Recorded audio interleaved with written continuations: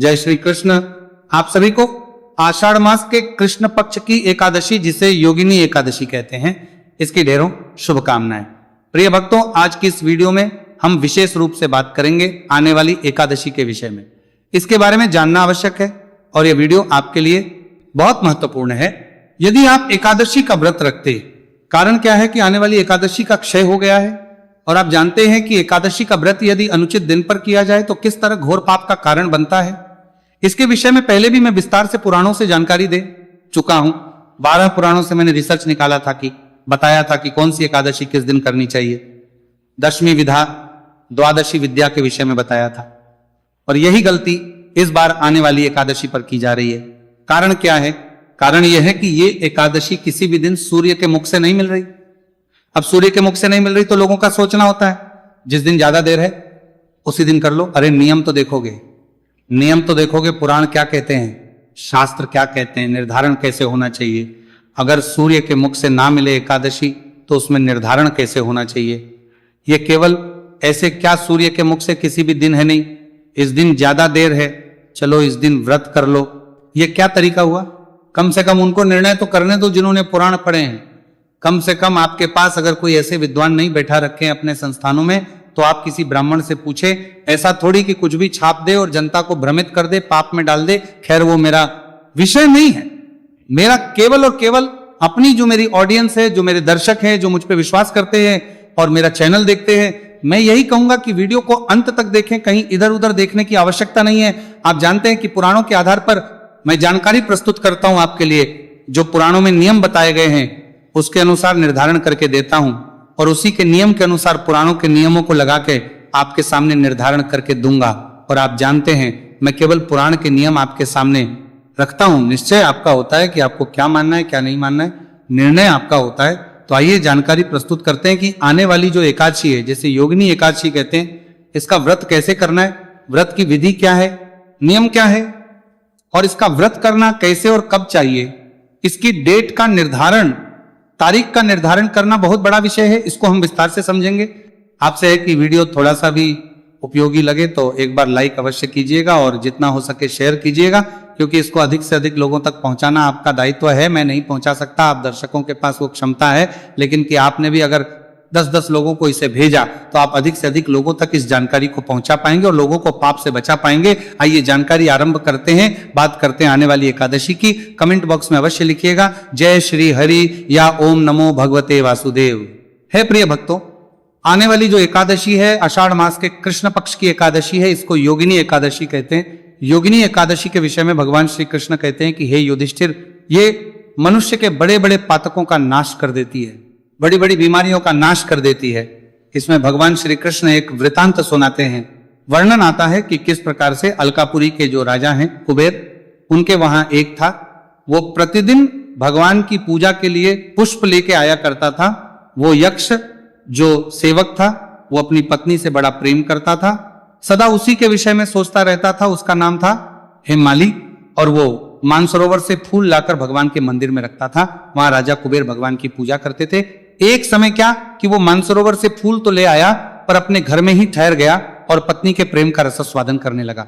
उधर कुबेर जो है मंदिर में पूजा ना कर सके, भगवान के बैठे रहे। उन्होंने दोपहर तक फूलों के आने की प्रतीक्षा की। जब पूजा का समय व्यतीत हो गया, निकल गया, तो यक्षराज कुपित हो गए और क्रोध करके उसने अपने सभी सेवकों से पूछा कि हेममाली कहाँ है। तो सबने कहा कि राजन वो तो अपनी पत्नी के आलिंगन में है, उसकी कामना में आसक्त होकर अपने घर में रमण कर रहा है। उनकी बातें सुनकर कुबेर को क्रोध आया। उसने कहा कि तुरंत बुला के लाओ।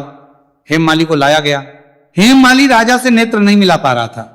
राजा अत्यंत क्रोध में थे और क्रोध में आंखें लाल करके उन्होंने कुबेर को श्राप दे दिया। बोले दुराचारी, तूने भगवान की अवहेलना की है, तेरे कारण मैं भगवान की पूजा नहीं कर पाया। जा, मैं तुझे श्राप देता हूं कि तू कोढ़ से युक्त होकर अपनी उस प्रियतमा से वियुक्त हो जा और अपने स्थान से भ्रष्ट होकर अन्यत्र चला जा। कुबेर के श्राप से श्रापित होकर वो पृथ्वी पर चला गया। उसके शरीर में कोढ़ फुट आया। वो अपनी पत्नी से जिससे बड़ा प्रेम करता था दूर हो गया। अब क्योंकि वो इतने दिनों तक भगवान की सेवा के लिए पुष्प लेके आया करता था, भगवान शिव की किया करता था, तो उस सेवा के परिश्रम और पुण्य के कारण उसकी जो याददाश्त है ना, स्मरण शक्ति, वो नष्ट नहीं हुई। उसे सब याद हो रहा कि उसने क्या गलत किया था और किस कारण से वो इस कोढ़ से पीड़ित है। वो बड़ा बेचारा परेशान रहा, क्योंकि कोढ़ किसी को फूटे तो बड़ा दर्द देता है। यहां वहां भटकता भटकता घूमता फिरता मेरुगिरी के शिखर पर पहुंच गया। वहां उसे तपस्या के पुंज मुनिवर मार्कंडेय जी के दर्शन हुए। मार्कंडेय जी को देखकर उसने मुनि के चरणों में प्रणाम किया। मुनि ने उसे भय से कांपते हुए देखा, उसे निकट बुलाकर पूछा कि तुझे कोढ़ रोग ने कैसे दबा लिया? तू इतना निंदनीय है, क्यों जाना पड़ता है?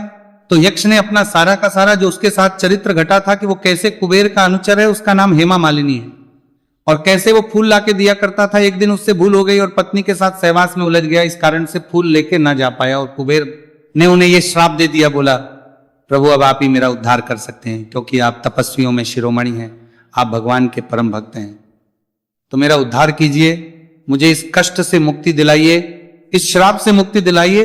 तब मार्कंडेय जी ने कहा, क्योंकि तुमने सत्य भाषण किया है और सत्यभाषी मुझे प्रिय है, इसीलिए मैं तुम्हें अवश्य इसका एक उपाय बताता हूं।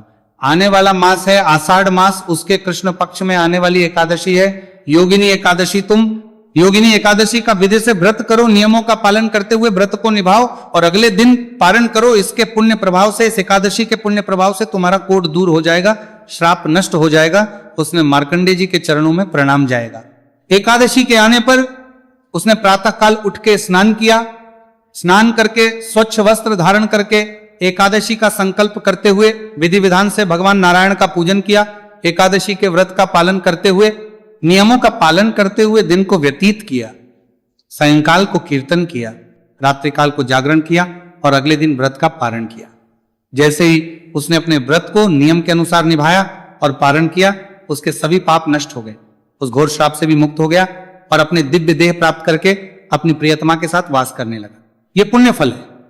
महाराज कृष्ण कहते हैं कि राजन, इस एकादशी का व्रत साधारण नहीं है।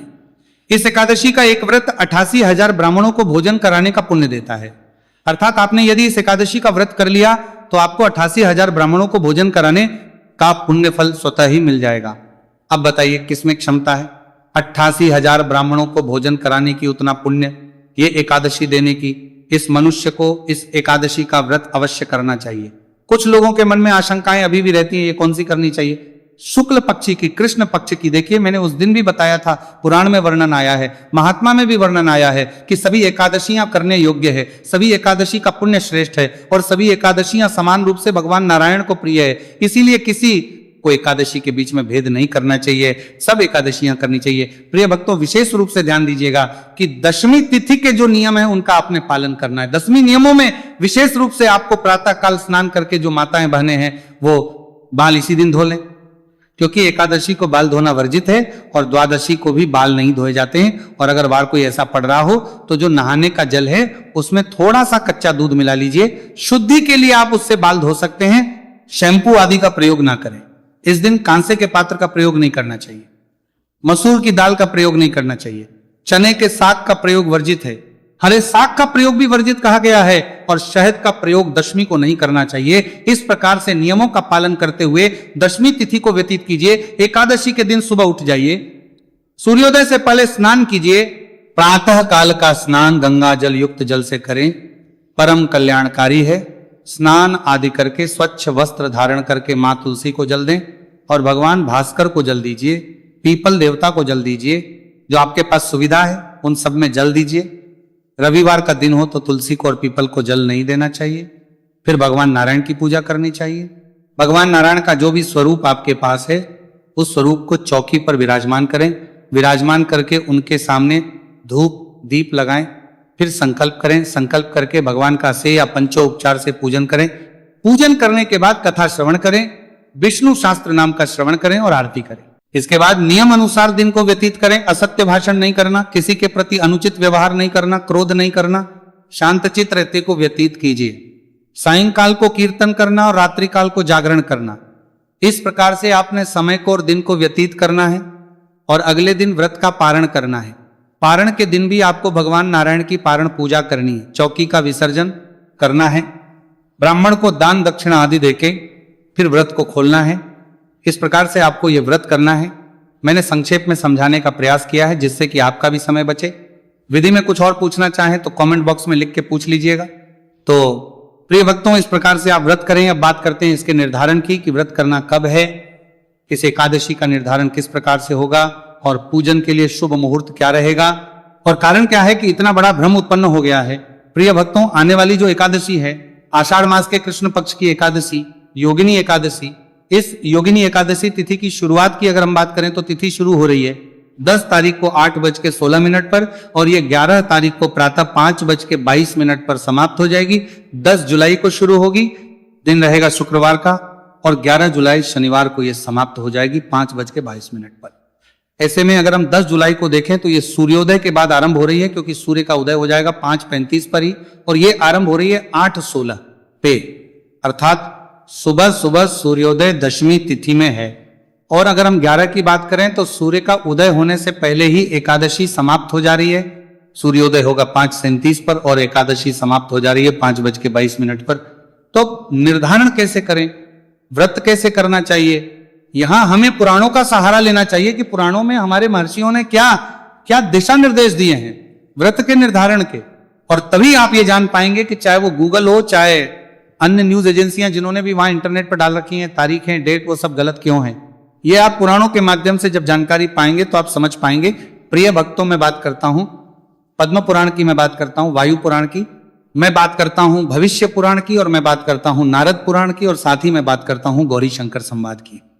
इन सभी ग्रंथों को यदि आप पढ़ेंगे, क्योंकि मैं आपको सार बता रहा हूं, मैं सबकी, अगर मैं एक एक लेखनी बताऊंगा तो वीडियो बहुत बड़ा हो जाएगा। आप सबकी एक एक लेखनी सुनना चाहते हैं तो चैनल पे मैंने वीडियो अपलोड किया गया है कि ये एकादशी भूल के भी नहीं करनी चाहिए।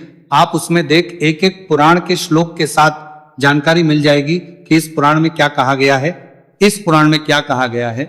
सभी पुराणों से रिसर्च मैंने आपको उसमें डाला है। ये वीडियो पिछले साल मैंने बनाया था, जो नियम लिखे हैं एकादशी के निर्धारण के। तो इन सभी पुराणों में एक जो बड़ी बात लिखी है, वो बड़ी बात इन्होंने ये लिखी है कि कभी भी मनुष्य को दशमी वेधा एकादशी नहीं करनी चाहिए। दसवीं वेधा एकादशी मनुष्य को सर्वथा त्याज कही गई है, कभी नहीं करनी।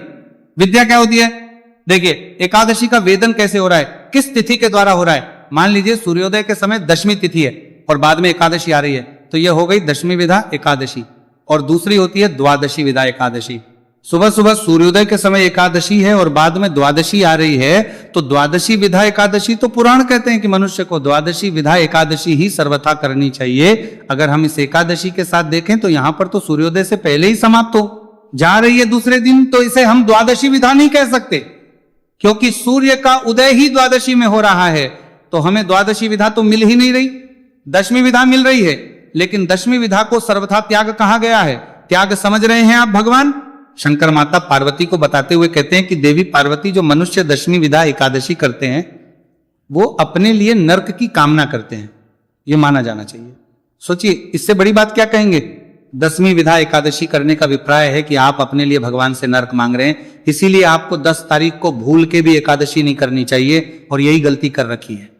आप उठा के देख लीजिए, गूगल से लेके सभी जगह सब बता रहे हैं 10 तारीख को करिए एकादशी, 10 तारीख को एकादशी, 10 तारीख को एकादशी। अरे क्यों पाप में झोंक रहे हो। जनता को पुराण तो पढ़ लीजिए थोड़े से, हमारे जस्सी मुनियों ने इतने बड़े बड़े पुराण लिखे हैं, पर एकाद पुराण में नहीं, 6 पुराणों में जानकारी है। दसवीं विधा एकादशी सर्वथा त्याज है, सर्वथा त्याज है, त्याज है, त्याज है। फिर व्रत कब करें। अगर ऐसी स्थिति प्राप्त होती है जब आपको सूर्य के मुख से एकादशी प्राप्त नहीं हो रही है, तो द्वादशी के दिन एकादशी का व्रत करना सर्वथा उचित है और सर्वथा पुण्यकारी है। ये हमारे नश्य मुनि कहते हैं, ये हमारे पुराण कहते हैं। इसीलिए आने वाली एकादशी का व्रत आपको 11 तारीख दिन शनिवार को करना चाहिए, 11 जुलाई को करना चाहिए, जिस दिन द्वादशी है।